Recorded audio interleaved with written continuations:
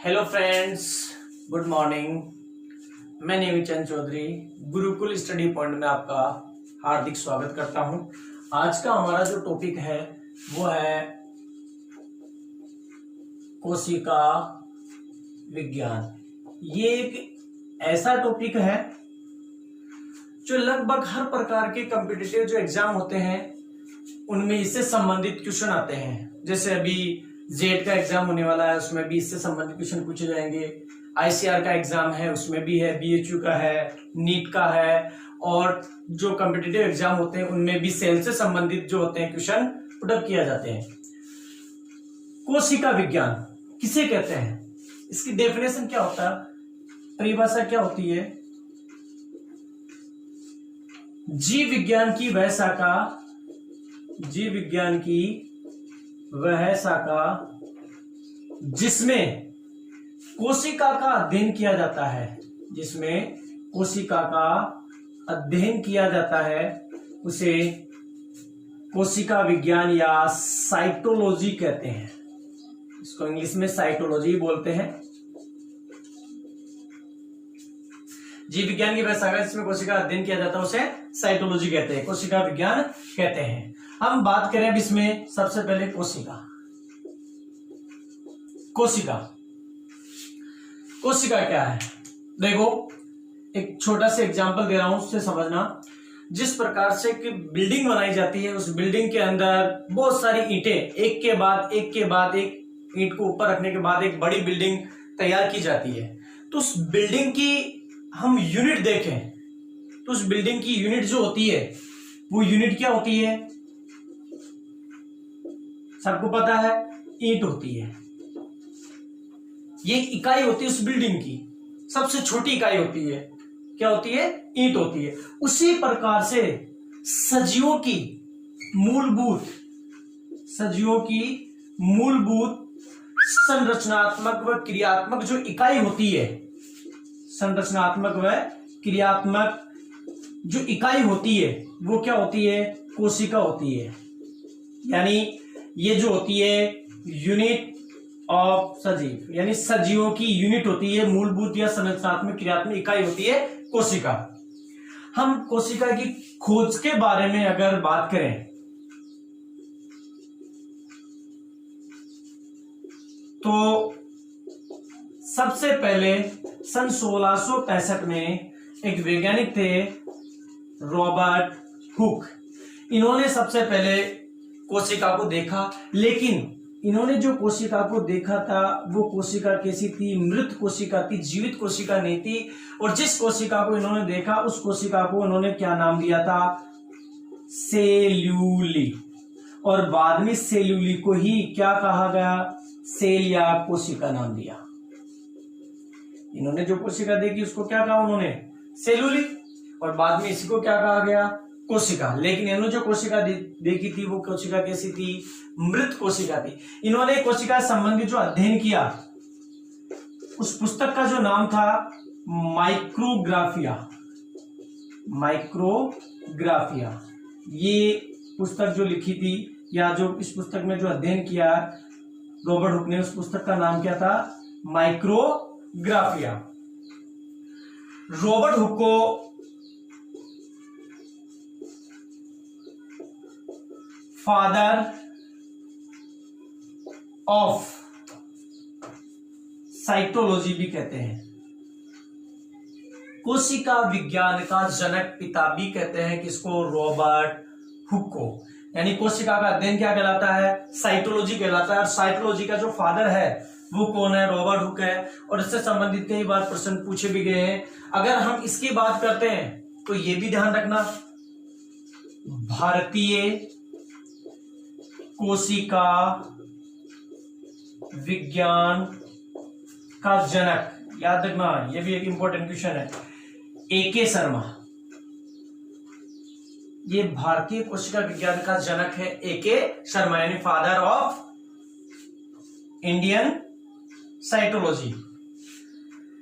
अब अगर आगे इससे संबंधित रिलेटेड क्वेश्चन देखते हैं तो ये भी आप ध्यान रखना कि आधुनिक कोशिका विज्ञान, मॉडर्न जो कोशिका विज्ञान है, आधुनिक कोशिका विज्ञान का जो जनक है वो है सीपी स्वानसन। ये आधुनिक कोशिका विज्ञान का जनक है। साथ में हम वो भी बात कर लेते हैं कि जीव विज्ञान का जनक कौन है। तो ये भी ध्यान रखना, जीव विज्ञान का जनक जो है सबको पता है अरस्तु है। जीव विज्ञान का जो जनक है वो कौन है? अरस्तु है। याद रखना, Robert Hooke father of cytology कोशिका विज्ञान के जनक है। भारतीय कोशिका विज्ञान के जनक जो है वो ए.के. शर्मा है। आधुनिक कोशिका विज्ञान के जो जनक है वो स्वानसन है। जीव विज्ञान का जो जनक है वो कौन है? अरस्तु है। ये प्राणी विज्ञान के जनक भी है। तो फिर वनस्पति विज्ञान के जनक का भी नाम याद रखना, इसका जनक है थियोफ्रेस्टस। ये वनस्पति विज्ञान के क्या है? जनक है। अब बात आती है जीवित कोशिका को देखने की। तो जीवित कोशिका को जो है सबसे पहले एक वैज्ञानिक है, सन 1676 में एंटोन वॉन ल्यूवेनहॉक, इन्होंने सबसे पहले जीवित कोशिका को देखा। किसमें? शुक्राणु कोशिका जो होती है उसमें, प्रोटोजोआ,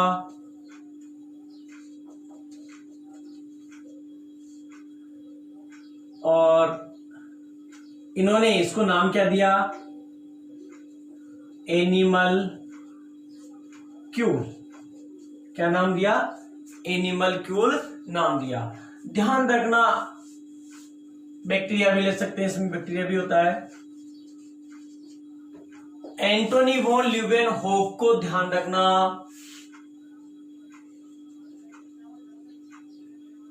माइक्रो बायोलॉजी का जनक भी बोलते हैं। माइक्रो बायोलॉजी का इनको क्या बोलते हैं? जनक भी बोलते हैं। किसको? एंटोनी वॉन ल्यूवेनहॉक को। इनको माइक्रो बायोलॉजी का जनक भी बोलते हैं। इन्होंने जो कोशिका देखी वो स्वनिर्मित, ध्यान रखना, स्वनिर्मित सूक्ष्मदर्शी माइक्रोस्कोप थी। तो इनके द्वारा बनाई जो माइक्रोस्कोप थी उसी में देखा सबसे पहले जीवित कोशिका को सन 1674 में एंटोनी वॉन ल्यूवेनहॉक को। एक बार आप स्क्रीनशॉट ले सकते हो इसका। अब आगे अपन बात करते हैं सेल थ्योरी की। कोशिका सिद्धांत की। कोशिका सिद्धांत, सेल थ्योरी। देखो, कोशिका सिद्धांत का जो प्रतिपादन किया था सबसे पहले, या कोशिका सिद्धांत जो दिया, दो वैज्ञानिक थे। एक एमजे स्लाइडेन और दूसरा टी स्वान। इन दोनों ने कोशिका सिद्धांत का प्रतिपादन किया, कोशिका सिद्धांत दिया और सबसे पहले यह बताया कि सजीव जो होते हैं या पेड़ पौधे हैं वो भी एक तरीके सजीव, सजीवों का शरीर जो होता है, सजीवों का जो शरीर होता है वो कोशिकीय उत्पादों से बना होता है। कोशिकीय उत्पादों से मिलकर बना होता। सबसे पहले इन्होंने बताया था कि सजीवों का शरीर कोशिकीय उत्पादों से मिलकर बना होता है। ध्यान रखना, इन्होंने ये नहीं बताया था कि पूर्ववर्ती कोशिकाओं से नई कोशिकाओं का निर्माण होता है, ये संरचनात्मक क्रियात्मक है। इन्होंने जो चीज बताई सबसे पहले यही बताई थी।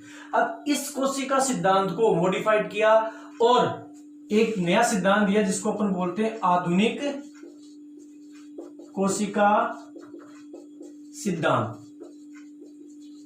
और ये कोशिका सिद्धांत जो दिया, किसने दिया था? दो वैज्ञानिक थे। एक रुल्डोफ विर्चोव और एक था नेगेली। इन दोनों ने इस कोशिका सिद्धांत को नए रूप में प्रस्तुत किया। और ये कोशिका सिद्धांत क्या था? नंबर 1 कि कोशिका जो होती है सजीवों की संरचनात्मक और क्रियात्मक इकाई होती है। दूसरा उन्होंने बताया कि नई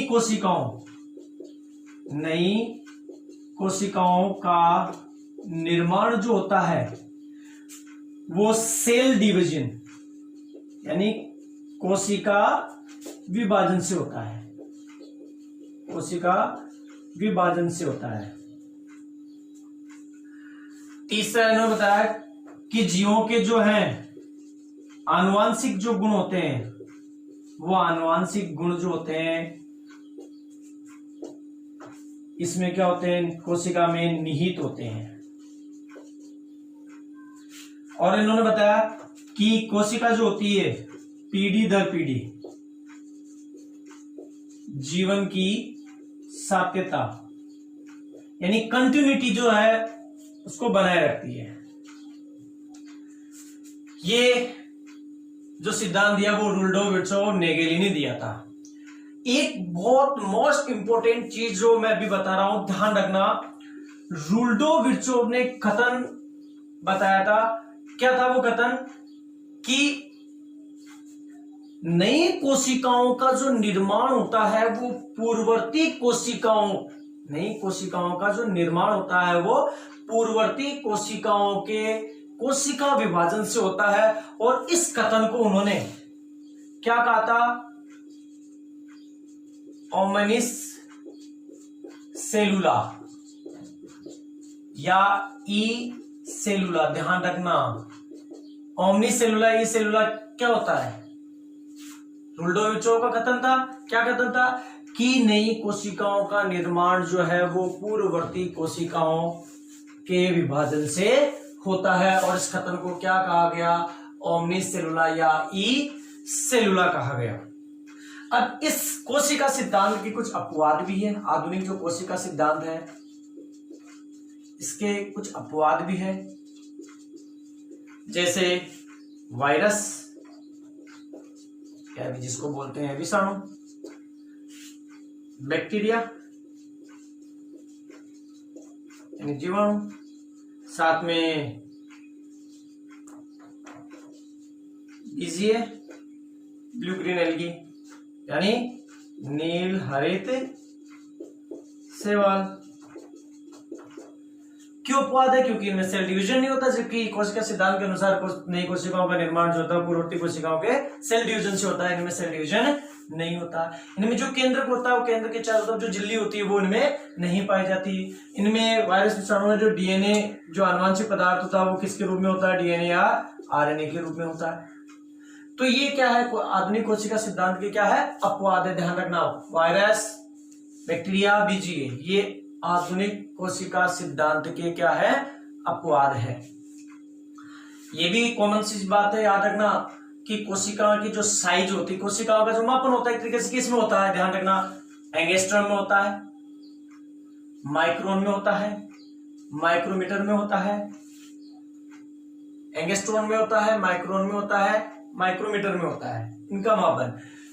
कोशिका की जो नॉर्मल जो साइज होती है, आकार होता है, वो कितना होता है? 0.5 माइक्रोमीटर से लेकर 20 माइक्रोमीटर तक होता है।